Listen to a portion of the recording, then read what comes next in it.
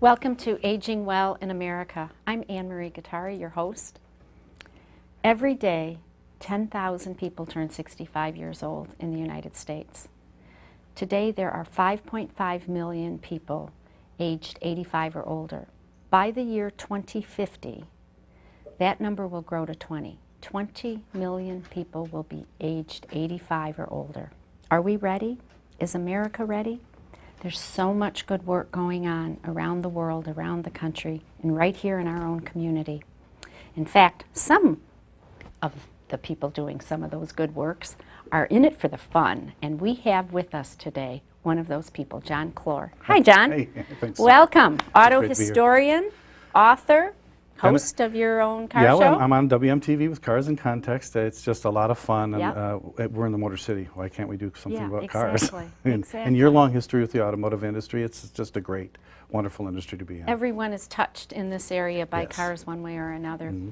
And you know, as I was thinking about a show about cars, of course I had to think of my dad, who was 90 when he died 3 years ago, was you know, in 1920s he got his first car. Wow. He was, as he liked to call himself, an alley mechanic, and literally was, I remember him always underneath a car in our garage growing up. That wasn't his profession, but it should have been, because he would have been a great auto engineer. But there are a lot of people in that age group, in that cohort, maybe they're in their 70s, 80s, who have a love and a draw to autos that is lifelong and is very, very important. And something I think as they do reach the final years of their lives can make a big difference, and something we as their adult children should really embrace and help them. We need to help them celebrate that, because I think, and unlike young people today who have a lot of other things that captivate them, Yes. because their world is a different Yes. world. Our parents were captivated by the automobile because it changed their lives. That's right. And many of them, when they were young, saw the birth of the automobile go from the Great Gatsby era of just rich people having cars to everyman, thanks to Henry Ford and the assembly line and the Model T. Those cars became accessible, changed the way our parents felt about freedom and their mobility and their ability to, if they want to go somewhere and take up routes and go to another town or explore this state or this country, they love the automobile. So they have an affection for the automobile that I don't think any other generation does. And I think that's why when they celebrate it, when they love to drive. That's They're right. the most, well, you know, they're the most driving part of our society. That's right. And they also love to celebrate that freedom by being involved in the car hobby. So that's why when you talk about, you know, car clubs, and it's all seniors are running all this stuff. Right. The young people they're hard to get involved. Before we get into the fun stuff like the car clubs, and this is the season, as we know, that serious issue about driving as you're aging, and when should you not drive any longer, and who's the one to take away the keys? Good. I know you've had lots of people ask you about that, just because of your closeness to the industry. Well, you know, it was something that fascinated me as a little boy, because our neighbor, when I was a little boy growing up in Detroit on the east side, we had a neighbor who had an old Cadillac, and I've always liked that old Cadillac. And as he got to be in his 80s and 90s, we saw him not driving as well, because we were little kids playing in the street, and we noticed that. And one day he came home with a mailbox underneath his car and didn't know it. Was dragging He was it. dragging it, and so my father was a Detroit police officer, and he went over there and he tried to talk to this gentleman, saying, you know, they're gonna come want their mailbox back, and are you having a problem? Well, it turns out he had a vision problem, and you know, he was getting up in years. And my father, as the neighbor, was the first person that talked to him. His kids never talked to him about his driving. And then when I got to work for Auto Week for the years ago, we used to do, back then it was 52 covers a year. So we looked at different things that car magazines would look at. And one of our covers was called Too Old to Drive. And this was, Emery, this was back in the early 90s. We were tackling this issue because it started And there to be, were many fewer people yeah. in that cohort, but And now And it's now it's a national news. common issue. Right, and when are you too old to drive? I don't think there's an age. I think people kind of know. I know seniors who are really good drivers. Right. And I remember talking to one analyst, and he worked in the insurance industry, and he told me that seniors actually have pretty good driving records when you look at them on the tables. And someone pointed out something, said they don't get in accidents; they just cause them. Oh, Yeah. nice.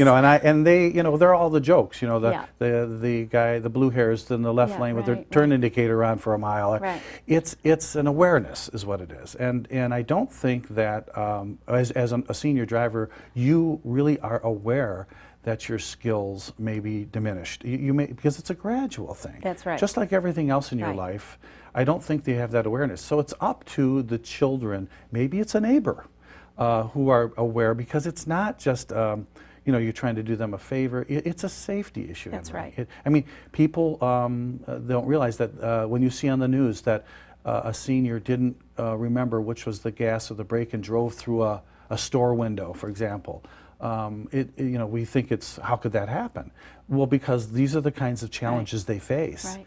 And until you are willing to step in, either as a family member or as a concerned person, that'll continue. They don't usually stop themselves. Right. And even if their skill is still, their technical driving skill may not have been diminished, those with dementia, forgetting where they're going and ending up somewhere where they didn't intend to go, that is a very serious issue. I know in my own business, I have had adult children call me and say, it's time that we get some assistance in their home, some home caregiving because of the driving issue.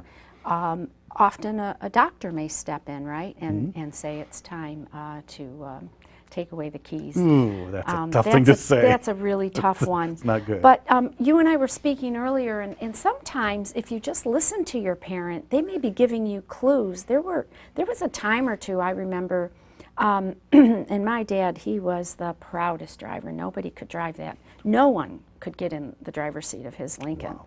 But there was a time or two when I would go over and, I was going to take him somewhere in my car, and he said, we'll take the Lincoln, but why don't you drive? Wow.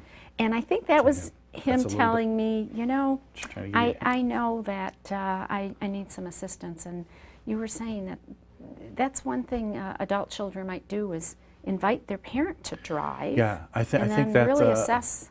Let's talk about an adult child who comes over, visits mom and dad Sure. occasionally. That's, I think, where we make a disconnect. Since we're not there all the time, we come to visit them. We're not aware of their driving habits. I know what we talked with Liz Aiken on her show in a heartbeat about what are some of the signs. Well, have you taken a look at your parents' car recently?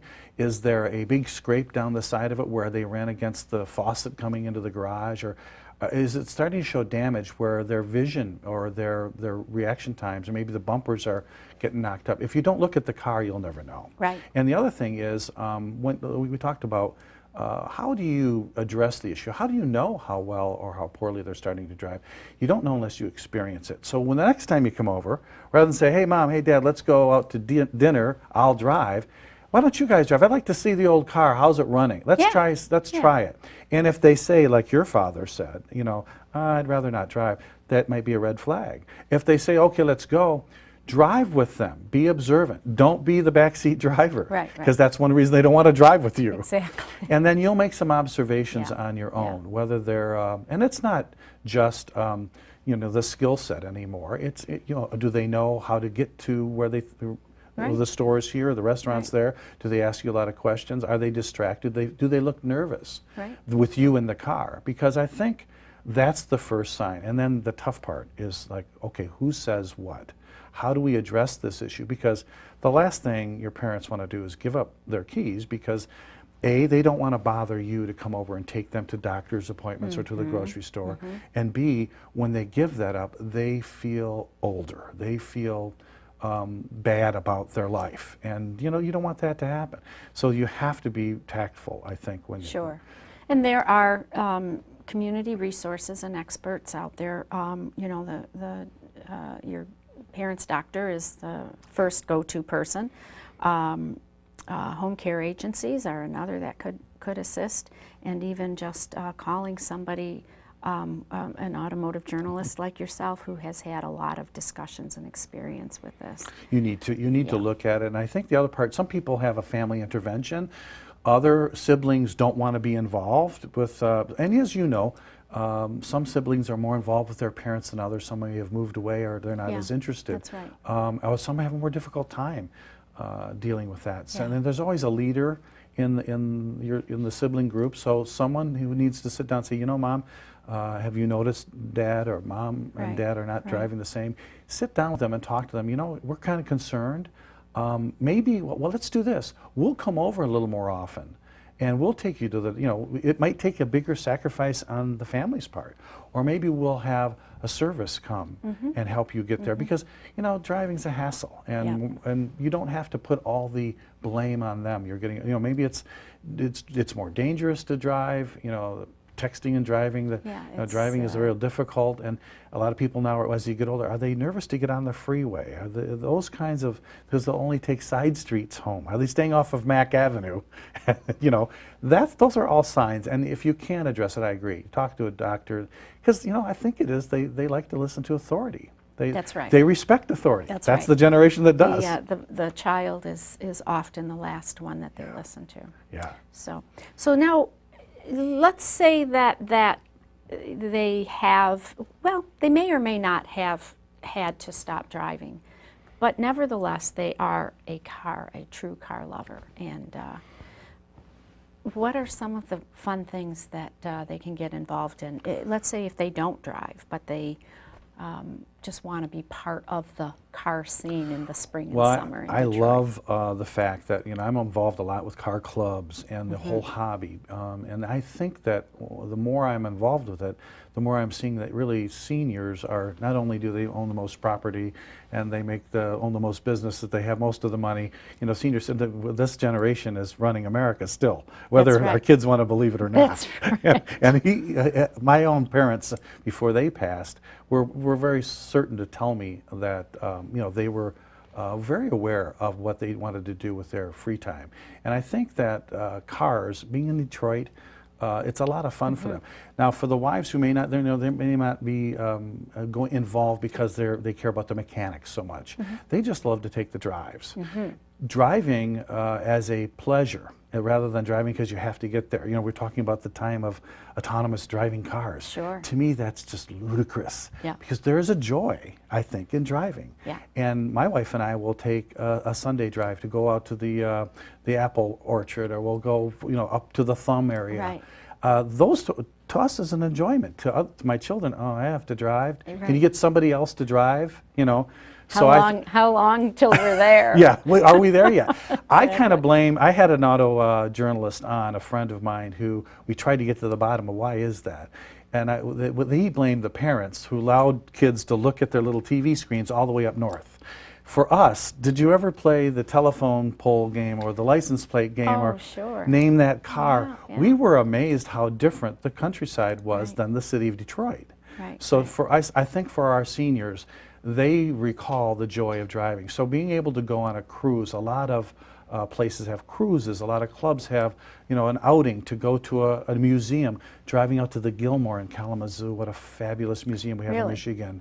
Yeah, and it's a wonderful day's drive. Those kinds of things, even if you just go to Dearborn and take the Rouge tour. Sure, absolutely. Those kinds of things we can still Henry enjoy. And I Ford think our Museum. parents would enjoy them too. So if you don't have an old car, you like to drive but you can't, how does one get involved in one of the weekend cruises that we see happening almost Everywhere. Yeah, simultaneously on the weekends? Well, let's say, okay, you don't Telegraph have an and- antique car, you don't have something old, but you still would like to do something like that. You can get online or have your children get online. You can talk to friends that are in the hobby that you know have an old car, and they have a car club. You don't have to own an old car to be in a car club. Oh, a lot of people think, oh, I got to have that's news. Yeah, you don't have to own it. Okay. These clubs are dedicated to the enjoyment. So it's fun to go to the meetings, and you'll meet a couple or an old friend or maybe a new friend Yeah. that has an old car that, oh, I like that. My dad or my sister had Yeah. that.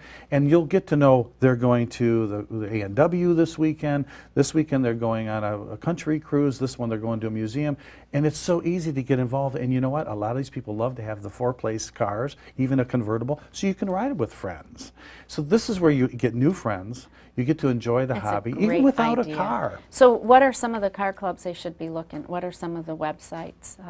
Well, depending on what make or model you have, you know, if you have a General Motors product or say a Ford or a Chrysler, the easiest way to get the information is go to the museums, like the Walter B. Chrysler had museums, but go online and find out, all right, let's say you're a Corvette fan and you join the local Corvette club here. They do a lot of things. Moxum is a club called Mustang Owners Association of Southeast Michigan. Oh, for heaven's They have sake. 800 members, and they do things every week. And you can go to their once a month, go to a meeting, Yeah. hang out, and have fun, and find out. You know what? There are so many other people in this hobby.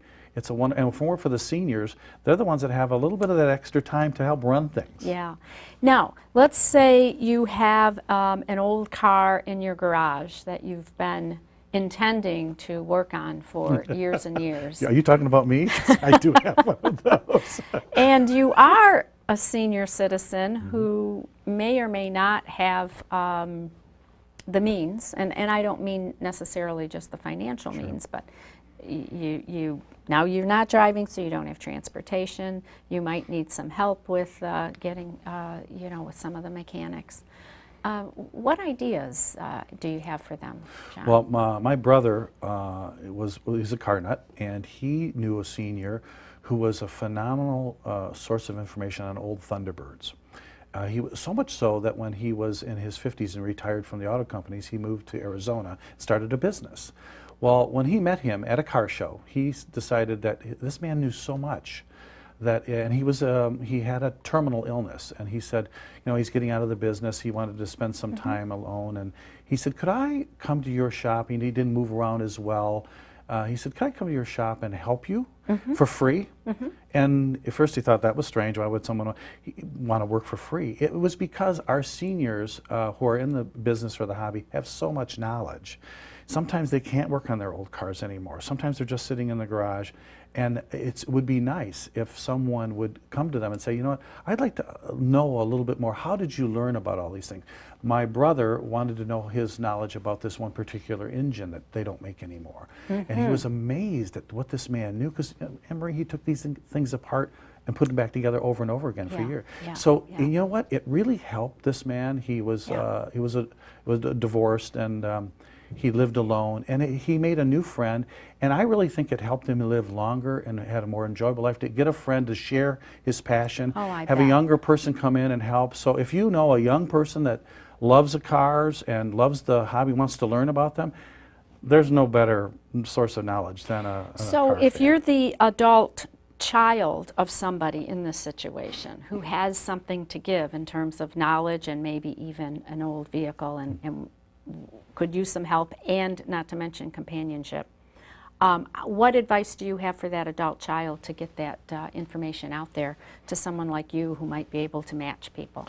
I think the best thing for them to do, if they'll know that their parents either was very active in the hobby at one time, maybe they do have an old car that they just can't work on anymore, to get themselves to get involved in the local car club of that brand. Car club again. Of that brand. Okay. Another one is a lot of schools have outreach programs. Young people have to do service time. Like an auto mechanics class? They would love, can you imagine an auto class, a teacher saying, you know what, we know this guy that's got an old Buick or an old whatever, and we're going to go over to his house and help him get it running again. Oh, how fabulous. They would learn, first of all, interacting with the Yes. senior, knowing what he knows Yes. about the old cars. Auto classes are just getting a lot of late model cars that they fix up and Yes. put in a car show. This would be a great way for them to be involved with the seniors in their community. Yeah. And what a blessing it would be Yeah. for this senior to be able to sit with a couple of young mechanics and show Right. them. So I guess what we're doing is we're putting a call out there to Yeah. the adult children to make some calls on your parents' behalf, either the local school district, the high school, a car club, and they're easy to find online. All over the place. Google them. And then just through word of mouth. Yeah, if you have friends that are involved in the hobby, you know, that's the other part. You know, in this town, we pretty much we know somebody that's involved. You know, that's the way this town is. And I think it'll help in another way. And that's to sometimes, if you're not getting over to your parents' house often enough, to get them new friends. It's hard for them to make new friends. They see their old friends passing, and it's hard for them to get out and make new friends. This would be a great way to use a great thing that's part of the Motor City heritage and get them out and meet new people. Absolutely. Another quick story about my dad. So when we finally convinced him to accept some outside care, it was a young man who came over who had home care experience. My dad didn't want anything to do with him until the guy, his name was Mike, he looked in the garage and saw the 94 Lincoln and made a comment about it, and then they were like this. They did some of that, no, not anything that was serious working on it, but Mike did help my dad with just by having that interest in cars, and next thing you know, he was fixing a... You know, it works conversely. I know someone in St. Clair Shores who has an old Thunderbird, a young guy, and he wants to restore it. And he didn't know anything about it. He was asking me for advice. And did you know that his neighbor, when he pushed it out of his garage, his neighbor saw it.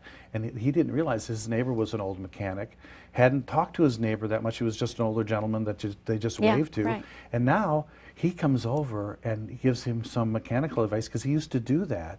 And he said, if it weren't for me pushing that old car out of the garage, I never would have known. no, I would just, hi neighbor, and the senior Isn't would have that never, now they're amazing? best of friends. Yeah. And it would have been just, and that's the kind of thing, I think, that just one little sharing of information, just sharing some knowledge, it's a great thing. It really is. And you know, it'll help the senior too if he sees, you know, well, you know, these cars are getting older, I'm getting older.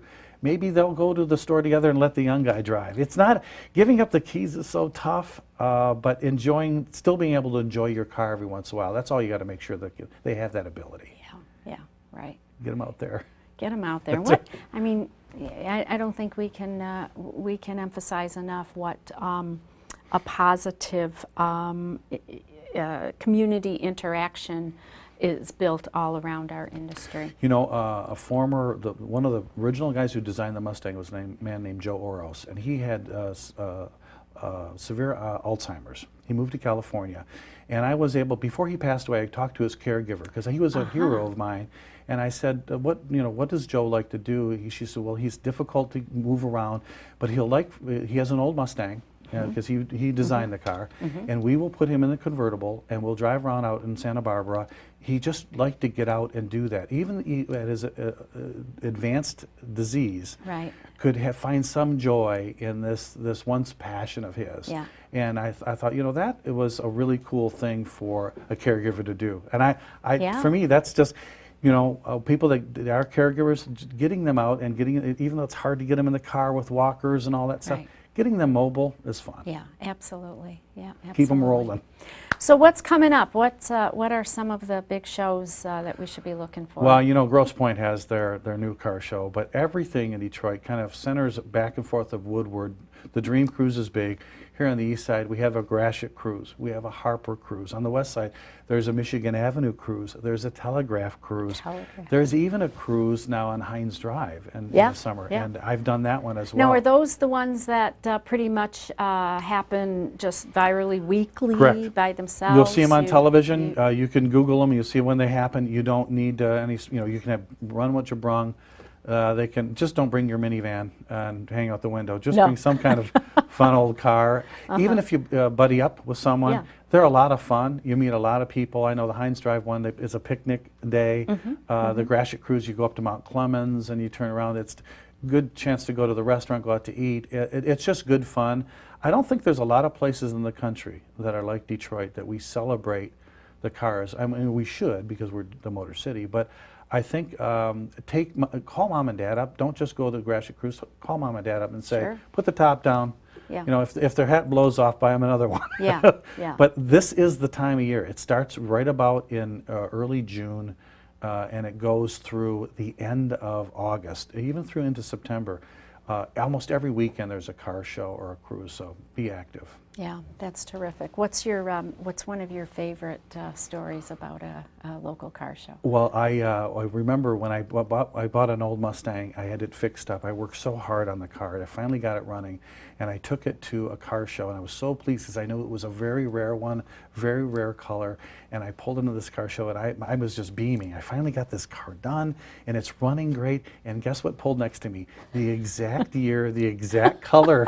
The thing was identical, only the difference was this guy had bought the car new. He didn't restore it, and he had bagged the car, and it would only had like a couple thousand miles on it. It was a 70s Okay. era, and I thought, what are the odds of that happening? My goodness. I mean, it's just, this is the cool thing about the hobby. When we became friends, obviously. Yeah. If there were only 2 cars like this in the country, he parked right next to me during a car show. My wife, she went out and she said, there's a lot of guys with these expensive cars, and they spend thousands of dollars. Right. So you know what she bought to take to a car show? She paid $2,000. She bought a 1980 Pinto station wagon. All right, love it, love it. What's your favorite car of all time? Model year? Well, I really love the early Mustangs. 68 Shelby would be my favorite. Okay.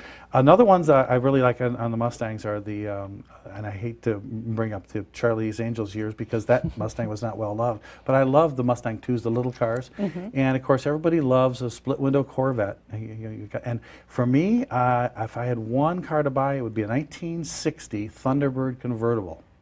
It's 4 places, so I can take my senior neighbors with me as well. Oh, great cars, and of course it's a great city to enjoy them in. Yeah, and I've got to mention my 1967 Buick LeSabre that I was telling you The big about gold earlier. LeSabre. The big gold LeSabre I bought used from my brother in 1974, drove it to Wayne State, got 9 miles to the gallon. That's when gas was cheap and cars were big. John, thanks so much for pleasure. joining us. We've come to another end. A lot of great ideas. It's just uplifting conversation. I really appreciate it. We've come to another end of Aging Well in America. Please send us your ideas, issues, topics you'd like us to address, people you'd like us to interview. Send them here at the War Memorial. Thank you. See you soon.